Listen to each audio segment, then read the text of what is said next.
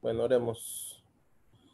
Señor, en esta hora te damos las gracias por la oportunidad que nos das de continuar con nuestra clase de evangelismo cronológico. Te ruego, Señor, de tu gracia y tu ayuda, tu bendición y tu dirección.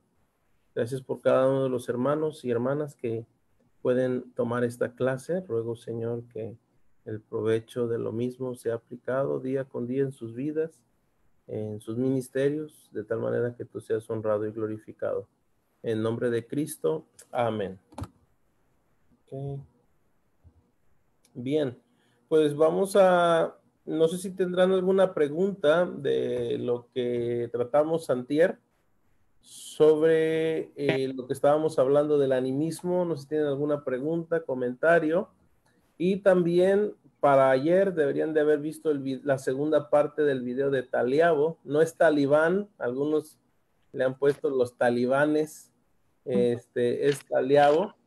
Entonces, si ustedes tienen alguna pregunta, pues con confianza ya sea sobre el video o sobre lo que vimos de animismo. ¿Alguna pregunta breve que quieran hacer alguien antes de continuar con esos aspectos que estábamos viendo de las 9 bases teológicas que tenemos aún en el cristianismo y de las cuales podemos también discernir en cuanto a este asunto de la cosmovisión o la perspectiva animista? ¿Alguna pregunta o comentario? ¿Todo bien? Bueno, entonces vamos a continuar con nuestras diapositivas sobre el animismo. Vamos a repasar un poco sobre lo que estábamos viendo y mencionamos, déjeme darle un para atrás, que en las sociedades originarias o indígenas, ¿verdad? Hoy en día se les llaman grupos originarios para no sonar racista, y no necesariamente si dices indígena está siendo racista. Varían mucho en todo el mundo, existen características comunes, y eso estamos hablando de los 9 aspectos principales aún de la teología sistemática, de estos universales. Y aunque el animista no tiene una teología desarrollada como nosotros, podemos usar el sistema de teología sistemática, la organización que conocemos, con las 9 o 10 doctrinas, según cada quien lo ve.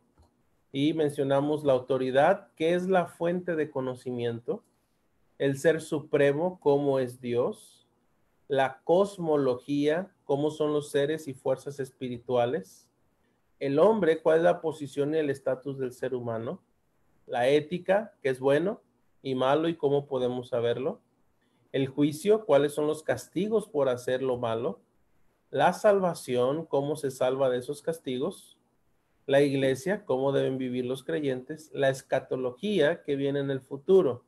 Vimos la fuente de autoridad, nosotros tenemos la Biblia, el animista tiene sus tradiciones orales, sus leyendas, sus historias. El ser supremo, vimos que Dios es un Dios personal, comunicativo, se enoja, acepta sacrificios, amoroso, perfecto y santo, eterno, eminente, trascendente, omnipotente, soberano, inmutable y omnisciente. En cuanto al animista, pues Dios es un Dios alejado, desinteresado, se enoja, acepta sacrificios, y algo muy importante, y esto pudiera ser una pregunta de examen, la diferencia entre nuestro Dios y el Dios de los animistas es el hecho de que Dios ama y los dioses animistas no aman, ¿sí? Luego vimos la cosmología en cuanto a los seres espirituales. Vimos, ¿verdad?, que el animista piensa que sus ancestros son los espíritus o también fuerzas cósmicas, o sea, que están en todo lo que está en el universo. Son influenciables y controlables, y tratas más con ellos que con Dios realmente para el animista. Dios está tan lejos que tienes que tratar con los espíritus. El hombre, vimos que es creación de Dios. El animista, no. Sí es creado, pero no necesariamente por Dios. La ética está basada, nuestra ética está basada en las escrituras, y la ética del animista está basada en la tradición. Entonces, es muy diferente nuestra perspectiva. Y ahora vamos a ver el juicio, cómo vemos el juicio desde una cosmovisión bíblica y cómo ven el juicio los animistas, ¿ok? Y número uno, si hay algo seguro en esta vida es que un día vamos a morir, excepto aquellos que sean arrebatados en el rapto, vaya la redundancia. Pero de ahí en fuera, el juicio es seguro, que vamos a enfrentarlo, ¿sí? Es personal, ¿sí? Cada persona va a rendir cuentas delante de Dios. Pues es presente porque hoy en día estamos enfrentando la separación entre Dios y el hombre, y es futuro porque va a ser lanzado de una vez por todas al lago que arde con fuego y azufre. En el animismo no hay un temor a un juicio futuro. Normalmente el animista vive para el presente, ¿sí? Y esa es un poquito de una diferencia entre el animista, la cosmovisión animista y la cosmovisión bíblica. Nosotros pensamos en el futuro y ellos no, ellos cada día están en el presente. El castigo está en el presente y son fatalistas, ¿verdad? O sea, las cosas van a ir mal, etcétera. No hay una esperanza, a diferencia de nosotros. Entonces, cuando vas a comunicar con un animista que un día vendrá un juicio, ellos no tienen una perspectiva tanto del futuro como lo es del presente. Entonces, si la cosecha hoy está mal, ellos están preguntando precisamente sobre esto. O sea, ¿dónde no agradamos a los espíritus? ¿Qué nos falló? Estamos pagando hoy una consecuencia de esto, y no tienen una cosmovisión más, vamos a decirlo así, a largo plazo. Entonces, esas son las características y diferencias entre el animista y la cosmovisión cristiana del juicio. Y bien, ¿tendrán alguna pregunta sobre esto? ¿Cómo puede afectar nuestra presentación del Evangelio? Y piensen en esto, como yo he venido mencionando, todo lo que estamos viendo es en luz o lleva como meta que tú puedas considerar lo que vas a enfrentar a la hora de presentar el Evangelio. Entonces, en una sociedad animista con estas perspectivas, ¿cómo es que tenemos que hacer los ajustes y la presentación del Evangelio? ¿Sí? Quiero volverlo, lo recalco y lo vuelvo a recalcar cada clase. El Evangelio es el mismo, ¿sí? Cristo murió por nuestros pecados, conforme a las Escrituras, fue sepultado y resucitó. La manera en que lo presentamos, eso es lo que no es inspirado, no está escrito en piedra. Aún en el mismo libro de los Hechos vemos diferentes maneras de cómo ellos presentaron el Evangelio. Entonces, Arnold, ¿cómo? Dinos. Este, eh, ¿Qué pasa si tal persona, pues obviamente no tiene la misma cosmovisión que nosotros, no es diferente, pero nosotros le queremos presentar con la Biblia y pues él no cree en la Biblia? Ok, bien. Bueno, por eso es que vamos a partir. Mira, normalmente cuando tú lees un libro de teología sistemática, permítanme, déjame ir por unos aquí en la biblioteca, para precisamente contestar esa pregunta.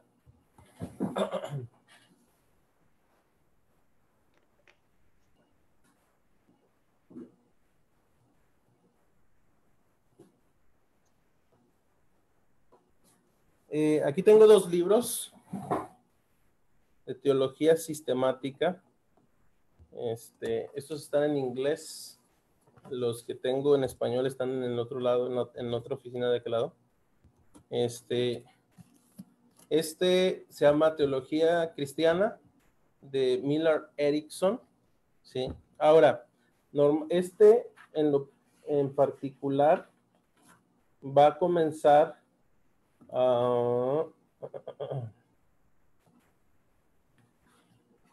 déjame ver.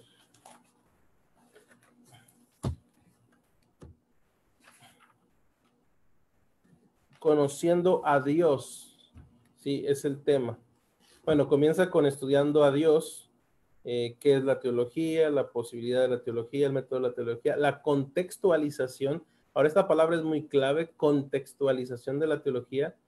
¿Qué significa eso? Que pones la teología al nivel de la gente para que lo pueda entender. O sea, si yo me echo, discúlpeme la expresión, unas frases medio domingueras y la gente no lo va a entender, yo quiero que la gente entienda. Pablo habló al nivel de los hermanos, de la gente, perdón, ahí en el Areópago, ¿sí? Y habló al nivel de ellos, o sea, contextualizó, ¿sí? Entonces, pero después pone conociendo a Dios y va a hablar sobre la revelación de Dios. Entonces, ¿qué? Estoy. Entonces, en este libro va a presentar a Dios, pero va a presentar cómo se revela Dios, ¿sí? Este otro es un poquito más viejito. Déjame ver con qué empieza. Empieza con la existencia de Dios, y luego empieza o menciona con conociendo un Dios conocible, vamos a decirlo de esa manera. Y este es otro hombre, ¿verdad? Otro teólogo. Y bueno, pudiéramos ver varios, pero normalmente van a comenzar con Dios, y es por eso es importante que presentemos a Dios. Y la diferencia entre el animista y la cosmovisión cristiana es que los dioses animistas no los puedes conocer. ¿Sí me explico? O sea, no se revelan como se revela el Dios de la Biblia. Entonces, presentamos a Dios como el creador, pero también como un Dios que se revela, ¿sí? Y entonces introducimos cómo Dios nos ha dado su palabra, y entonces mostramos la Biblia como la palabra de Dios. Entonces, aún en teología sistemática, en un mundo occidental, vas a partir de esos dos. Entonces, normalmente la teología sistemática dice, o vas a empezar por Dios, porque Dios es el todo, o vas a presentar a la Biblia, porque de la Biblia partimos del conocimiento de Dios. Entonces, tú vas a tomar una decisión en base al estudio de la cultura. Si es una cultura donde Dios, el Dios de ellos no se comunica, y normalmente es así en el animismo, entonces presentas a Dios y luego lo presentas como un Dios que quiere comunicar. De hecho, como traductores y como en el aprendizaje de la cultura y el idioma, los misioneros que tenemos o sea, que han ido en nuevas tribus, que es el ministerio donde yo me preparé, ellos normalmente le dicen a la gente, venimos a darles el mensaje de Dios, pero queremos hacerlo en su propio idioma, por eso queremos estudiar su cultura y su idioma para comunicar el mensaje de Dios. Entonces, eso es lo que haría de comenzar presentando a Dios y luego un Dios que se comunica, que es la diferencia entre animismo y la cosmovisión bíblica.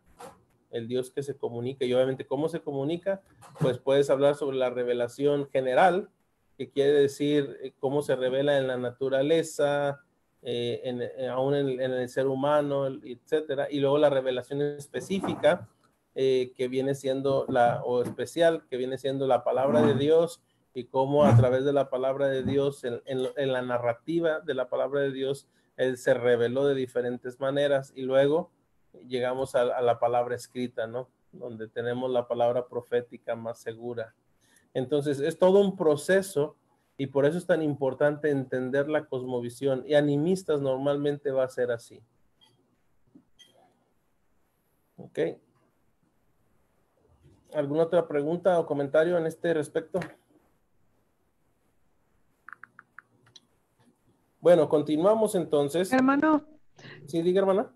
Yo tengo una duda, Sí. bueno, un comentario. Ujú, Quiero decir, entonces, leyendo el libro que usted nos dejó para hacer nuestro reporte, ujú, los misioneros hablaban de que les había sido presentado el Evangelio, pero no habían formado las bases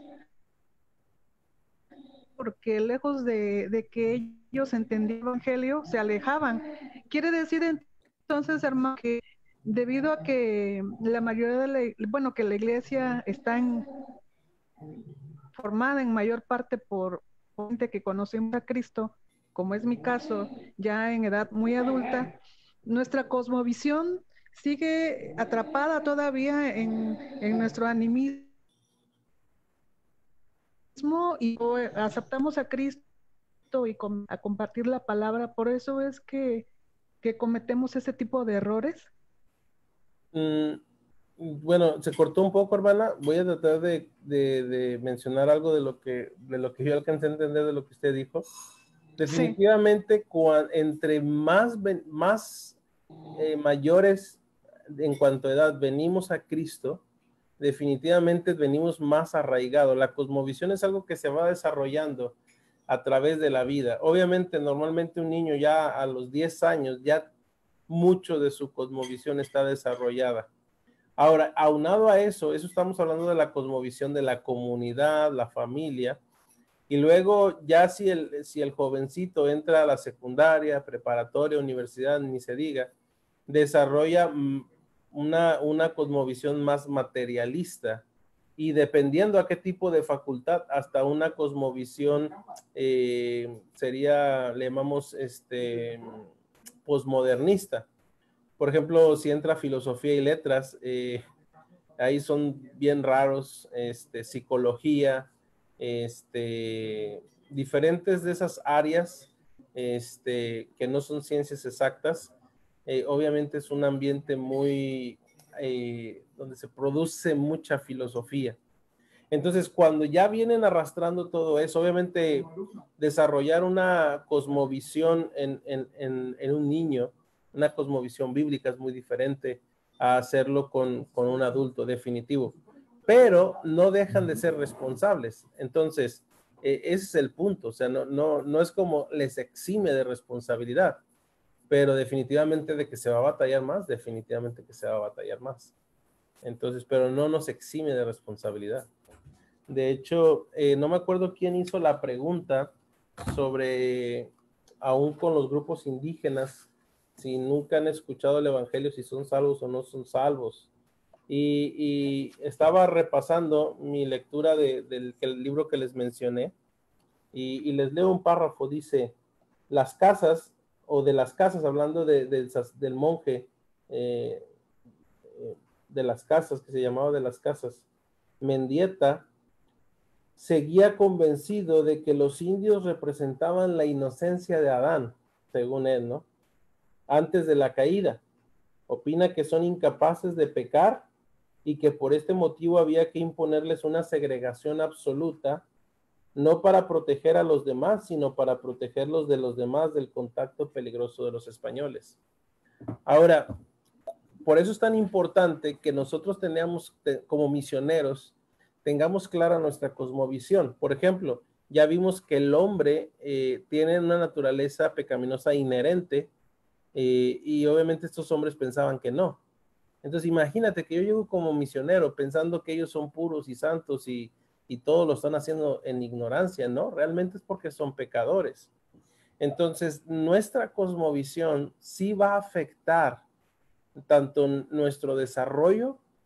Recuerden, la gran comisión, que es hacer discípulos, básicamente es cambiar su cosmovisión a una cosmovisión bíblica. Y obviamente los aspectos que no afectan la cosmovisión bíblica, no tenemos por qué cambiarlos. Hay misioneros que llegan y básicamente quieren desarrollar una iglesia occidental, una iglesia mexicana en, no sé, mencionen los países, pero no están tratando con la cosmovisión, están tratando con los aspectos externos, que si debe haber bancas, que si a la hora de recoger la ofrenda deben de hacerlo con una canasta o con una caja, que si deben de ponerse de pie cuando cantan o no, si deben de ponerse de pie cuando leen la Biblia o no. Y bueno, tantos detalles que pensamos que eso es ser bautista, pero eso es una cosmovisión de nuestra perspectiva, pero no necesariamente una cosmovisión bíblica. Entonces, definitivamente, el hecho de que ya llegamos con cierto arraigo, definitivamente va a afectar en cuanto a eso. Bien, buena pregunta. Ok, continuamos entonces con las características o esta confrontación entre animistas y la perspectiva bíblica. Y ahora vamos a ver cuanto a la salvación, ¿sí? Nosotros como creyentes creemos que la salvación es algo que es iniciado por Dios. Dios es el que ha tenido o el que tiene la iniciativa en cuanto a la salvación. Número 2, está basada en la obra de Cristo. Número 3, apropiada por medio de la fe en la provisión de Dios. Número 4, nos salva del pecado. Número 5, Dios provee una salvación total del hombre, no hay pérdida de salvación, no es que en nada más ciertas partes. Número 6, nos da una esperanza futura. Y número 7, tendremos un nuevo cuerpo, ¿verdad? Un cuerpo glorificado cuando estemos en la presencia. Seremos salvos del poder del pecado. Bueno, somos salvos del poder del pecado, salvos de la paga del pecado y un día seremos salvos de la presencia del pecado.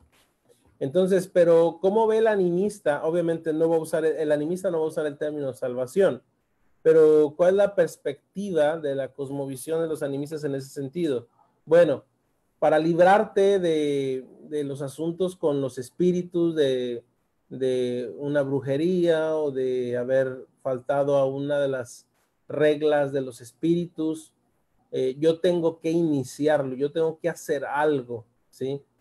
Y esto, si te fijas, aún dentro de cuando tú vas a discernir entre una secta, una de las cosas que tú puedes considerar en cuanto al asunto de las sectas es que las sectas siempre van a añadir algo a la salvación y lo tienes que iniciar tú tienes que bautizarte, tú tienes que hacer buenas obras, tú tienes que tocar puertas como los testigos de Jehová, en fin, el enfoque está mucho en qué puedo yo hacer en lugar de qué ha hecho Dios, porque hay que recordar en Génesis capítulo 3 la iniciativa, y aún desde la eternidad la iniciativa la tiene Dios, no la tenemos nosotros, es Dios quien la tiene. Entonces eso es importante entender, y que en la cosmovisión animista el hombre, para salvarse de los espíritus enojados o lo que sea, él tiene que tomar la iniciativa. Número 2, está basada en las obras del hombre, tiene que cumplir con un tabú, o tiene que cumplir con un sacrificio, o tiene que buscar una manera. Entonces, dentro de la perspectiva animista, la salvación, por llamarlo de esa manera, se obtiene o se basa en qué puedo hacer yo para poder salvarme, vaya, de esta situación que va a afectarme. Número 3, en cuanto a la salvación, apropiada por fe personal, o sea, lo que yo piense que es, eso voy a hacer. Si yo creo que tengo que ofrecerle algo, si puedo darle voy a usar el término mordida como en el sentido de tránsito, ¿verdad? Al chamán, todo lo que yo puedo hacer, ¿sí? Número 4, salvación de la pobreza. Ahora, ellos creen que con todos sus sacrificios y con ir al chamán, con darle, por ejemplo, tesguino al sol, con llevarle una ofrenda a la Virgen de Guadalupe, etcétera, ellos piensan que vas a ser salvo de la pobreza, de la enfermedad, de la muerte y de espíritus malignos. Ahora, esto suena mucho a el movimiento carismático de nuestros días y que realmente tiene mucho de animista, ¿sí? Están buscando salvación no de su alma y de la paga del pecado, de la condena del pecado, sino de la pobreza, de la enfermedad, de la muerte y de espíritus malignos.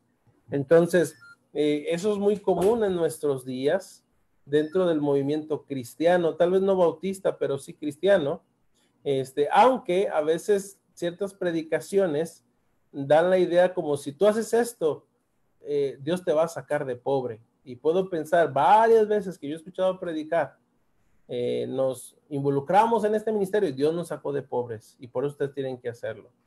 Y no voy a decir qué ministerios porque ustedes sabrían de lo que estoy hablando. Entonces, o a lo mejor estás enfermo porque, ¿verdad? Dijeron los discípulos, ¿quién pecó? ¿Este o sus padres? No, ni uno, sino para que el nombre de Dios sea glorificado. Entonces, esa es la característica del animismo. Y ellos están preocupados no por la salvación del alma, sino por la salvación del cuerpo. Y obviamente no hay esperanza para el futuro. Y recordamos que su espíritu, su alma es inmortal, está nada más cambiando de cuerpo, yendo de ser humano a animal, etcétera. Y bueno, esa es la idea de la soteriología o de la salvación de los grupos animistas.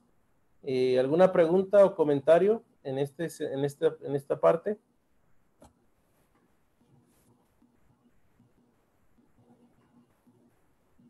¿Todo bien?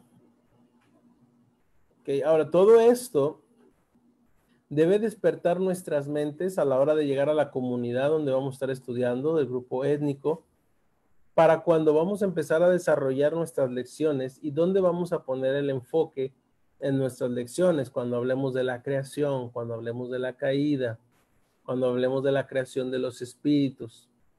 Debemos recordar que estos temas teológicos, aunque ellos no los tienen por escrito desarrollados, pero están presentes en sus mentes. Obviamente, como digo, Pablo no llegó atacando, ustedes piensan esto, bola de pecadores. No, sino contextualizó el mensaje para que ellos pudieran entenderlo. ¿Ok?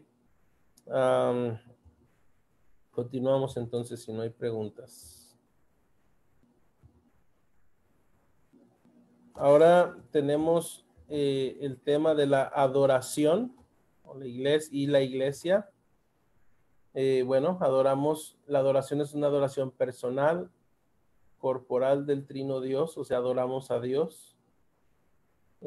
Para el animista estamos manipulando las danzas, los cantos, solo es manipulación. Nosotros estamos adorando a Dios, estamos presentando nuestros cuerpos, dice la Biblia, delante de Dios, pero para el animista no, solo estás manipulando, lo que haces es para manipular. Nosotros, bueno, algunos yo creo que adoran a Dios o piensan que adoran a Dios en ese sentido de poder lograr algo de Dios.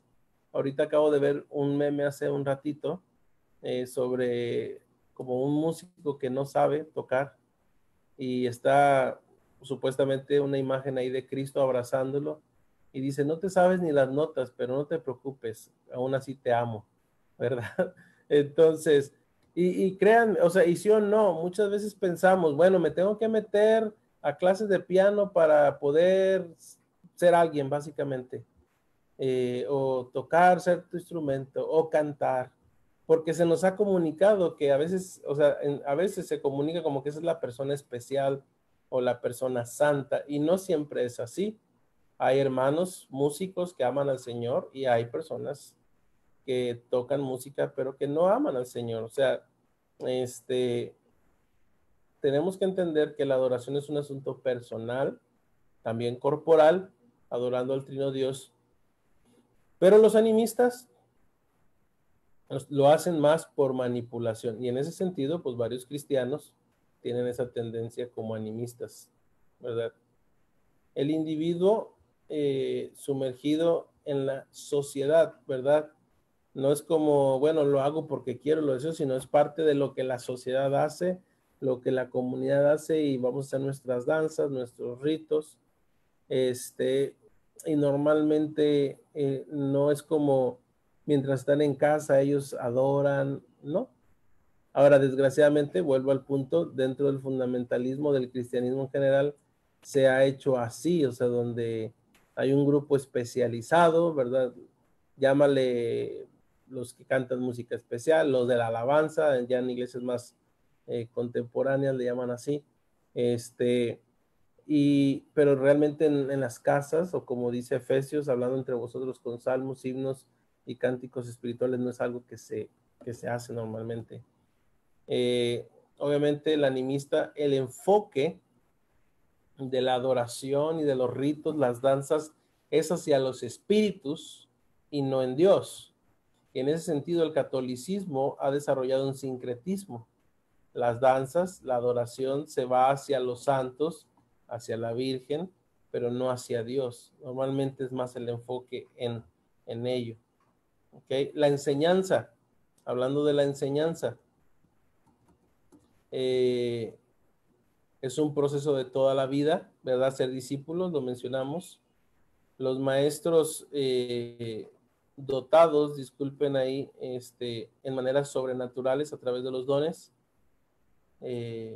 También tenemos lo que es la meditación privada, o sea, nuestra relación con Dios. La meta de la palabra es de ser como Cristo, debe estar basada en las Escrituras, y tenemos las ordenanzas ahí en la palabra de Dios. El animismo también es un proceso de toda la vida, la enseñanza. ¿Quiénes lo hacen? Los chamanes. Y en ese sentido tenemos que tener cuidado de no caer dentro de nuestro cristianismo al nivel de animista. Los chamanes son gentes especiales que tienen conocimientos especiales que nadie más sabe. Y tenemos que tener cuidado de esta idea cuando estamos yendo al campo misionero, aún dentro de nuestra comunidad, de pensar que los pastores, los misioneros, somos gente especial, en el sentido como si Dios nada más nos va a hablar a nosotros, como si nada más nosotros tenemos contacto con Dios, cuando en realidad, cuando fuimos salvos, cada uno de nosotros fuimos hechos, creemos en el sacerdocio de cada creyente. Entonces, en el animismo, nada más los chamanes son los únicos que pueden tener ese contacto con Dios. Y es lo que les decía sobre las usanzas que tenemos de, hay que decir al pastor que venga y ore porque él es el del power, ¿no? Es el que tiene, dicen por ahí, usted que tiene palanca con el patrón, ¿verdad? Entonces, ¿de dónde viene eso? De toda nuestra cosmovisión animista, católica romana, ¿verdad? Donde se practican esas cosas. Número 3, sin maestros especializados, solo es algo que va pasando de generación a generación con los chamanes. Disculpen, el chamán tiene un ayudante y el ayudante está aprendiendo del chamán, pero no hay como maestros que están dando clases, donde hay libros, todo eso es transmisión oral. Hay un respeto por la autoridad, por ejemplo, en Ghana, el hermano Triano nos platicaba que la gente ve a los pastores como chamanes. De hecho, yo vi unas películas ahí en el mercado donde era un pastor y como que le salen rayos de los ojos peleando contra los demonios, ¿verdad? Y hay ese respeto de autoridad, pero no tanto desde una perspectiva bíblica, sino de una cosmovisión animista. Entonces, en ese sentido, tenemos que tener cuidado de cómo como líderes nos vamos a presentar, porque si vienen de una cosmovisión animista donde el chamán es el mero bueno, donde el curandero es el mero bueno, y nosotros llegamos nada más a sustituir otro chamán, básicamente el misionero o el pastor, la hacemos de chamán, tenemos que tener cuidado con eso, porque puede ser muy fácil. Dentro de animismo es muy fácil ganar autoridad porque nada más están suplantando de un chamán a otro, ¿sí? El chamán Isaac Luna, ¿verdad? Entonces, es lo que tenemos que tener cuidado. De hecho, aún, por ejemplo, yo mencionaba al hermano Neftalí, que está con los Shui. Los Shui usan una palabra para él para hablar de doctor. Ahora, yo le preguntaba al hermano Dante sobre si hicieron un estudio cultural de qué ellos realmente están pensando que es el doctor, y usando la palabra, porque obviamente la palabra doctor, médico, dicen los homeópatas, médico alópata, si realmente ellos están pensando en eso o están viéndolo como un chamán, y la palabra que están usando es más como un chamán. Ahora, normalmente en las tribus hay diferentes tipos. Hay el chamán y hay el sanador, y hay hasta 3 niveles. Uno, el que trata con lo físico, los huesos y todo eso que se torció, y es el que endereza en nuestro cosmovisión diríamos el sobador, ¿verdad? Pero por ejemplo, mi abuelito materno era un sobador, pero él decía, yo hago esto teniendo fe en San Martín de Porres o en esto. O sea, tenía algo que ver con lo espiritual. Entonces tenemos el sobador, tenemos el sanador, y luego tenemos el chamán o el brujo. Bueno, el sanador o chamán, y luego el brujo. Y el brujo ya es el que lanza maldiciones, encantamientos. Entonces, tenemos que tener cuidado cuando estamos presentando el evangelio de que ellos no vean a Cristo como un chamán, o que nos vean a nosotros como un chamán, sino, y por eso es tan importante no nada más cambiar las palabras, sino cambiar la cosmovisión, porque si no va a pasar como lo que pasó. Ya no le llamaban Tonantzin, ahora le llamaban Guadalupe, pero no hubo un cambio de cosmovisión. Entonces, y la meta del animismo es reproducir la tradición, solamente es mantener la tradición viva, más que ser a la imagen del Dios pues no existe tal cosa. Y está basada en la tradición oral, y es ritual, y se basa mucho en la experiencia. Se basa mucho en la experiencia. Aquí acaba de entrar mi perro. No sé cómo llegó hasta acá. Se llama Dubalín. Y bueno, alguna pregunta, no es un espíritu, no vayan a pensar que es un espíritu. Ven, Dubalín, para que te conozcan. Ahí está el Dubalín. Okay. Se llama Dubalín porque como es de 2 colores, mis hijas le pusieron Dubalín. Bien, ¿alguna pregunta de lo que estábamos mencionando? Hermano, yo tengo una pregunta. Dime, Faith. Cuando fui a Tailandia, a los pastores no le decían pastor, le decían Ayan. Y eso significa maestro. Pero eso también era lo mismo que les decían a los maestros budistas. Entonces, ¿cómo se puede prevenir cuando las personas de por sí solos empiezan a ver a uno, bueno, digamos como el reemplazo de lo que ellos antes creían? ¿Cómo se puede corregir algo así? Porque a todos los pastores así les decían. Sí, aquí es donde tenemos que tener cuidado con esto. Sí, porque una cosa es que seamos solo maestros. Yo aquí tengo 2 compañeros que están aquí mismo en la sala. Ellos son maestros del Instituto Bíblico, ¿sí? Dios les ha capacitado con el don de la enseñanza. Pero un pastor crea un cuadro. Yo no creo que yo traduciría la palabra pastor para uno que es como el maestro de un, por ejemplo, en este caso en Tailandia, como hinduismo o budismo.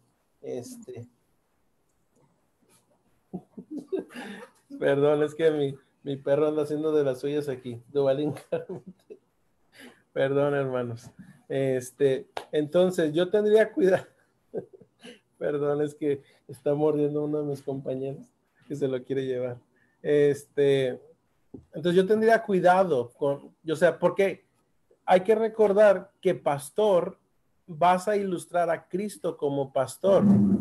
Y obviamente hay culturas donde no existen las ovejas y no van a entender. Por ejemplo, en nuevas tribus, parte del proceso de traducción de la Biblia es traducir otros escritos. Y por ejemplo, ellos traducen el libro de usos y costumbres. A ver, déjenme ver si aquí lo veo rápido. Creo que aquí está. Permítame un segundo.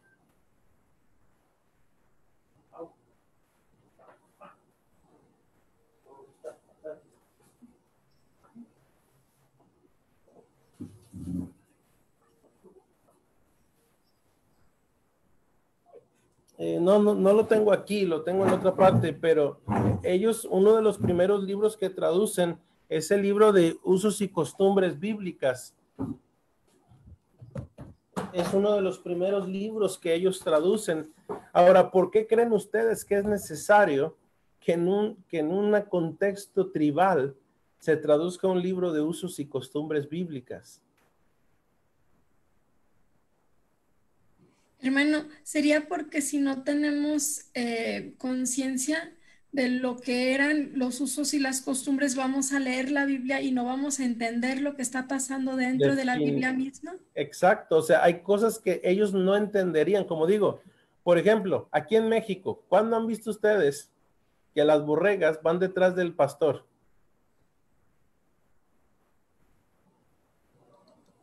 La hermana, pero la verdad, honestamente, las borregas aquí siempre andan desbalagadas, ¿sí? Normalmente están desbalagados, nunca los veo. Ahora, donde yo sí lo vi, y aquí está mi compañero conmigo, porque los dos fuimos a un viaje misionero en España, nosotros vimos el pastor desde la cosmovisión bíblica, donde el pastor va enfrente y las ovejas van siguiendo. Entonces, si yo traduzco la palabra pastor como maestro estilo hindú o estilo budista, pero no explico qué es pastor, ¿cómo le vamos a hacer cuando empecemos a hablar sobre Cristo como el buen pastor?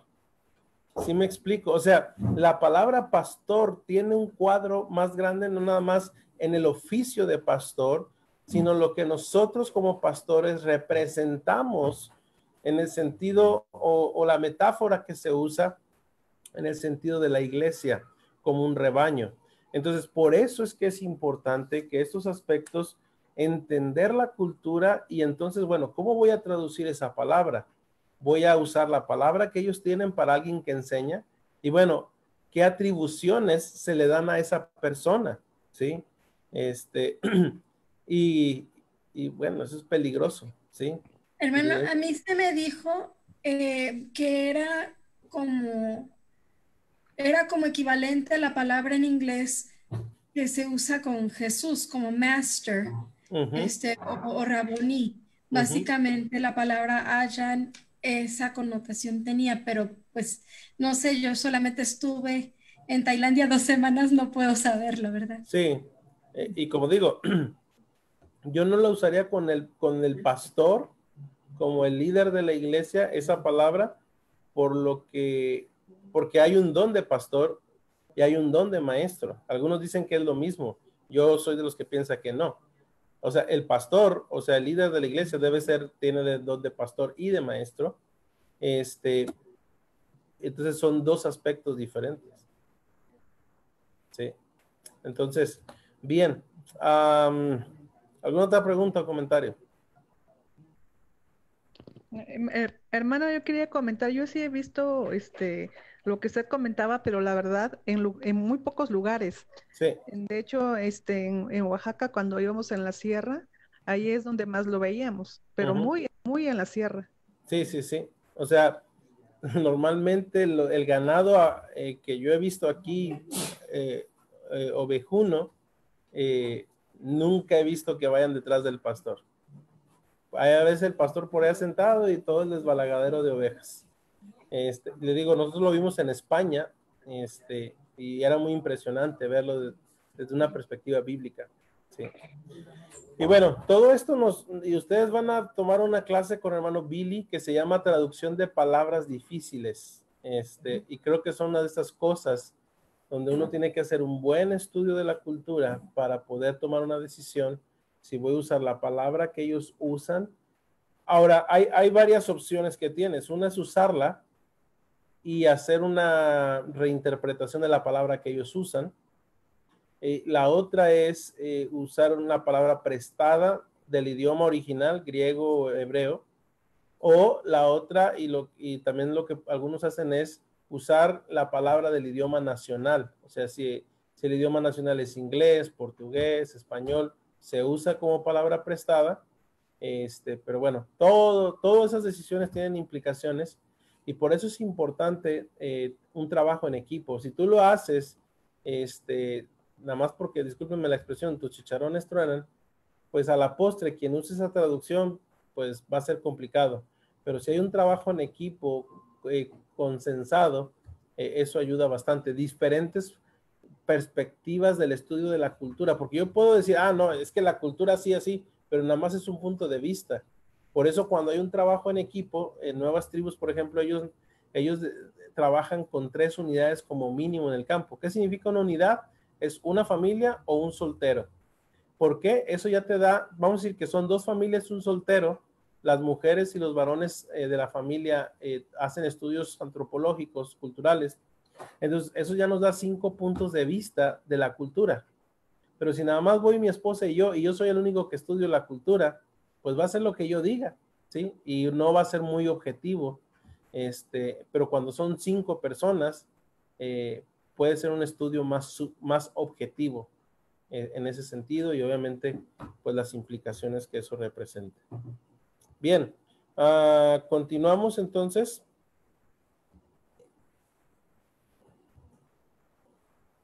Ahora vamos ya vimos de la enseñanza. Y ahora la comunión, o la relación de la iglesia, basada en la fe en Cristo. Eso es lo que nos hace uno. Hay un amor para Dios, creyentes e incrédulos. Bueno, es lo que debiera haber. Unidad, provee un sentido de pertenencia y provee ayuda desinteresada. El animismo, su relación está basada en una relación familiar. Ellos son fieles a su familia, no hay otra cosa, no existe otra cosa. Es el núcleo de la familia y se acabó.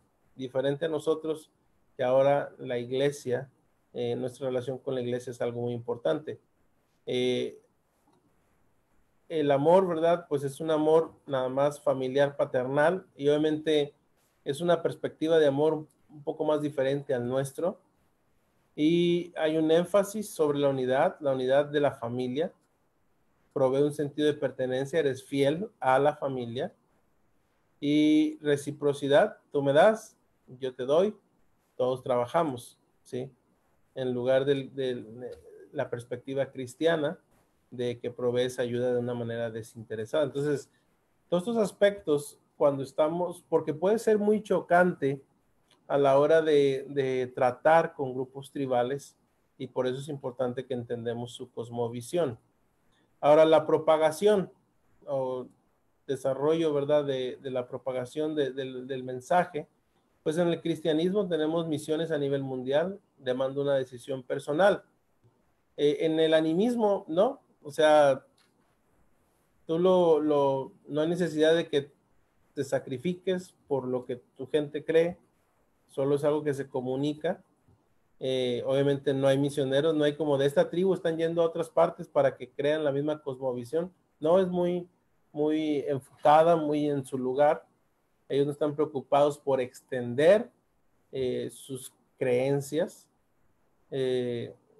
Y obviamente el crecimiento que se da en el animismo es por medio de la repoblación, o sea, nacen nuevas personas, nacen en ese ambiente cultural, aprenden la cultura y así la cultura se va postergando, se muere la tribu, se muere la cultura, ¿sí? Que es lo que encontramos hoy en día con los vestigios arqueológicos. Entonces, pero en el cristianismo no, hay una perspectiva de expandir, de promover, de llevar el evangelio hasta lo último de la tierra. Y vemos la escatología del cristianismo, es futuro, está predicho, ya lo tenemos en la Biblia, lo podemos ver. Hay un juicio personal, hay cielo e infierno, tendremos un cuerpo glorificado, hay una esperanza futura prometida y motiva a una moralidad.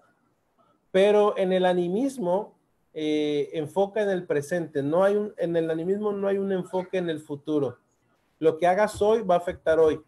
Por ejemplo, cuando una persona se muere, no hay como una preparación para el futuro, sino ya que se muere, entonces, por ejemplo, los tarahumaras tienen su tesguinada y eso les va a salvar de ese momento no convertirse en un coyote, en un lobo, etcétera.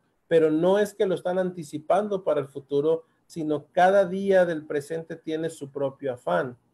Y obviamente pues nosotros tenemos una perspectiva al futuro. Y hay varias enseñanzas en la Biblia que vemos esto. Número 2, el destino de los muertos es indefinido y obviamente en cada cultura cambia y cada cosmovisión cambia. Algunos van a andar vagando en el bosque, algunos son los mismos árboles del bosque, los animales, por eso es que hay tanta protección de la naturaleza entre grupos animistas, y luego vienen ¿cómo se llaman estos que cuidan los ecologistas, diciendo, miren, aprendamos de los pueblos originarios, cómo ellos tienen una relación con la naturaleza? Claro que tienen una relación con la naturaleza, no por lo que nosotros pensamos de cuidar el ambiente y de tener todo limpio, sino es porque ese árbol puede ser su abuelito, ese pez puede ser su abuelita, ese oso, ¿verdad? Como en Tierra de Osos, puede ser su hermano, ¿quién era? En Moana, creo que esa mantarraya o no sé qué era. Esa la vimos ahí en el entrenamiento para ver todo el animismo que hay ahí con nuestros buenos amigos de Disney. Vimos Moana y Tierra de Osos. Y bueno, a lo mejor ustedes lo pueden ver ya platicando todo esto, pueden verla desde esa perspectiva de hacer un estudio. Bueno, fíjense, les hubiera dejado de tarea, hacer un estudio del animismo que se encuentra tanto en Moana como en Tierra de Osos y Coco, y bueno, en todas puedes encontrar un montón de esas cosas raras. También no hay ningún juicio futuro, todo es al presente, ¿sí? No va a pasar nada mañana ni pasado, sino es eso en el presente. Y bueno, básicamente esa es la perspectiva de los animistas, y como hemos mencionado, es importante entenderlo por cómo vamos a presentar el evangelio, ¿sí? Cómo vamos a presentar el evangelio, cómo afecta eso en nuestra exposición del evangelio. Bien, ¿alguna pregunta o comentarios de estos 10 temas teológicos que estamos confrontando con la perspectiva o la cosmovisión animista? Mencionamos, vimos, permítame tantito, vimos la autoridad, que es la fuente del conocimiento, el ser supremo, como es Dios, la cosmología, cómo son los seres y fuerzas espirituales, el hombre, cuál es la posición y el estatus del ser humano, la ética, qué es bueno y malo y cómo podemos saberlo, el juicio, cuáles son los castigos por hacer lo malo, la salvación, cómo se salva de esos castigos, la iglesia, cómo deben vivir los creyentes, y la escatología, qué viene en el futuro. ¿Alguna pregunta o comentario de estos temas teológicos que los aplicamos a la cosmovisión animista? ¿Qué piensas, Denise?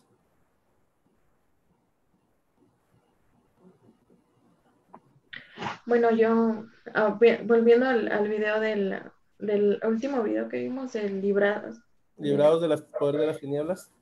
Sí, bueno, me cautivó mucho todo cómo enseñaron los misioneros, todo fue paso a paso, ¿verdad? Desde el principio. Y cómo ellos entendieron también al final que hasta da nostalgia, porque, o sea, ves tú la tribu tan perdida y cómo llega la salvación y cómo se alegran, cómo cantan, cómo adoran. Entonces, y sí influye cada uno de estos puntos en cada una de las tribus. O sea, hay que ver cómo vamos a poder aplicarlos cuando nosotros, primero Dios, pues salgamos al campo. Muy bien, gracias. Alexa, ¿qué piensas?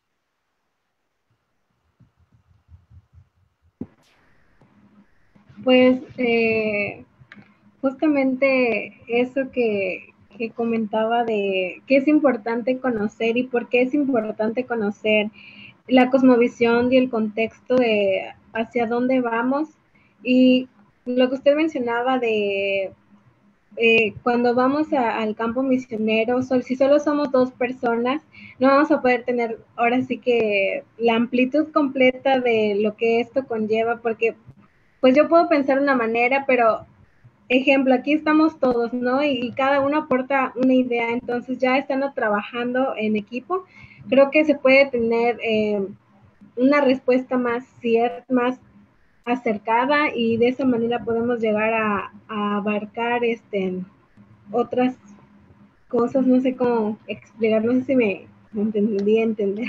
Sí, sí, muy bien. A ver, déjame ver. Voces que casi no escuchamos. Dani, ¿qué piensas?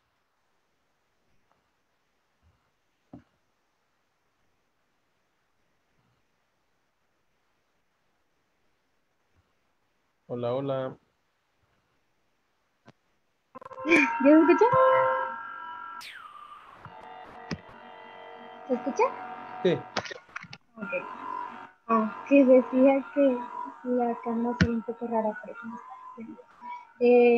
respecto a la cosmovisión que hemos estado viendo con más énfasis, eh, para mí, bueno, no le había dado tanta importancia, pero creo que ya estaba aprendiendo a que cada quien tiene su cosmovisión, y como dice la Biblia, un arrepentimiento pues es un cambio de pensar, un cambio en la manera de pensar, y entonces para mí fue lo que sí me impactó, aparte del video que vimos también el que ya mencionaron, y pues sí, fue lo que más me impactó, la cosmovisión, y pues también tiene un fundamento bíblico. Uh-huh. No le había puesto mucha atención. Bien. Bueno, pues vamos a estos últimos 30 minutos. No, que eras 2. No, ya se acabó la clase, ¿verdad? Bueno, quería tratar el tema del sincretismo hoy, pero se nos fue el tiempo. Y básicamente definir brevemente, 5 minutos nada más, el sincretismo y obviamente el peligro de eso como misioneros al no entender la cosmovisión. El sincretismo es la unión de diferentes sistemas de filosofía o religión, ¿sí? Es esa mezcla. Es una combinación de creencias sustraídas de 2 o más diferentes religiones o prácticas para formar otra. El clásico ejemplo, y ustedes lo pueden ver, ya no nos va a dar tiempo de analizar el pasaje, pero es el pasaje cuando se forma lo que llamamos los samaritanos. El reino del norte fue destruido y el rey de Asiria manda a repoblar el norte de Israel, y ellos llegan con su propia religión, sus propios dioses, y entonces Dios manda animales para destruirlos, y llegan con el rey y le dicen, es que lo que pasa es que no están haciéndolo como el Dios de esa tierra quiere. Entonces ellos crean una religión, ¿verdad? Ahí mezclada, y eso se llama sincretismo, y esto puede ser un peligro dentro de nuestro evangelismo, de llegar y no ser claros, de hacer algo muy, discúlpenme la expresión, muy light, y entonces en la mente de las personas se está desarrollando un sincretismo, tal vez no en la tuya, pero sí en la de ellas.